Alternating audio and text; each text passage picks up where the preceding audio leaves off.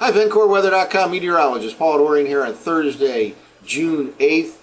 Big changes are coming to the Mid-Atlantic region. Off to a cool start today, again in the I-95 corridor. Low temperatures way down in the 50s in suburban locations of the big cities along the I-95 corridor. And we'll rebound to the mid-70s this afternoon. Still a little bit below normal for this time of the year. But then 80 degrees should be reached on Friday afternoon. And by Sunday afternoon, we'll be knocking on the door of 90 degrees, perhaps reaching 90 degrees in some parts of the D.C., Philadelphia, New York City corridor. It looks like Monday, Tuesday, Wednesday, Thursday will be hot and humid days. High temperatures between 90 and 95 degrees in the big cities of the I-95 corridor. One potential fly in the ointment we'll talk about over the next couple of minutes is a backdoor cool front that could bring some relief to New England, perhaps even into New York City in Tuesday, Wednesday time frame.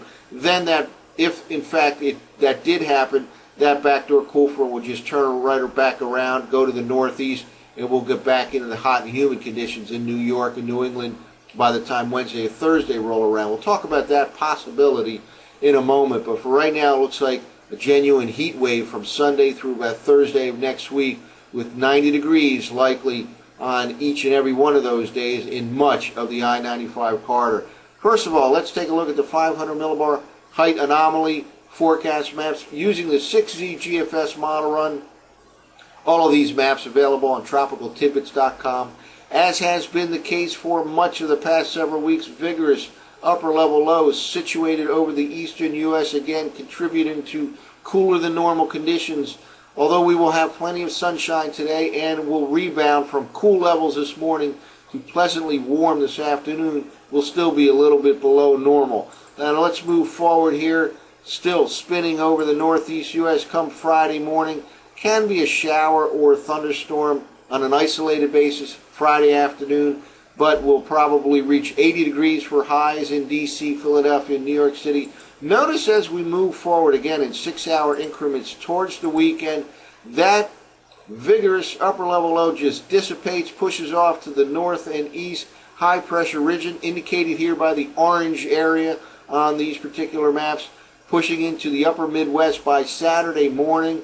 And then when we get into late Saturday, there can be a shower or a thunderstorm in the I-95 corridor Saturday afternoon as we transition from warm conditions on Friday to downright hot conditions on Sunday. But by Sunday morning here, we have orange all over the Midwest and the Mid-Atlantic region.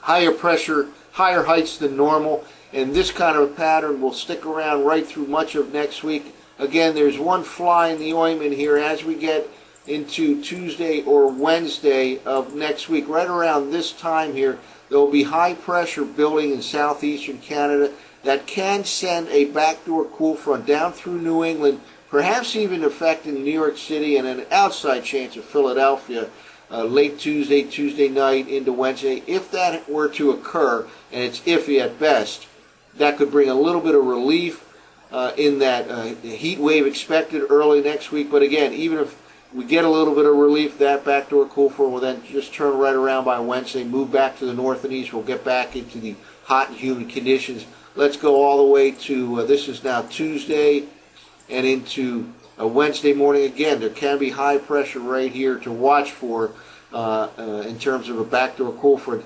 situated over New England, for example. But for the most part, high pressure region remains in place here in the Mid-Atlantic region right to Thursday of next week. Let's now take a look at the surface forecast maps.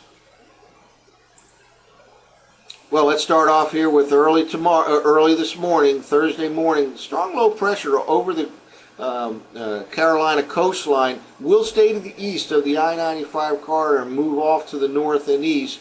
Let's move ahead in 6-hour increments now. Some showers on the western side of the Appalachians, but we should remain dry in D.C., Philly, New York City. Again, mostly sunny skies.